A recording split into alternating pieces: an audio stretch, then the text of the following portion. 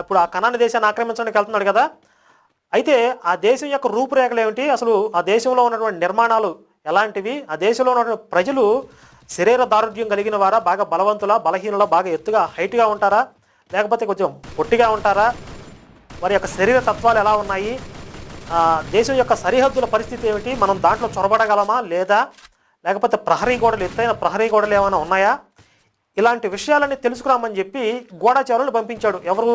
మోషే ప్రవక్త. బైబిల్లో మొట్టమొదటి ప్రవక్తగా చెప్పబడినటువంటి మోషే. అరణ్యంలో ఉన్నారు వాళ్ళు అప్పుడు.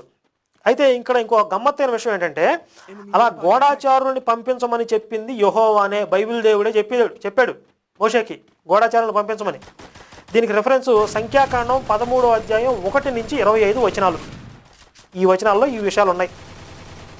యెహోవా అన్నీ తెలిసిన సర్వజ్ఞుడు కదా, ఆయన దేవుడు కదా, మనుషుల్ని పంపి ఆ దేశం గురించి వివరాలు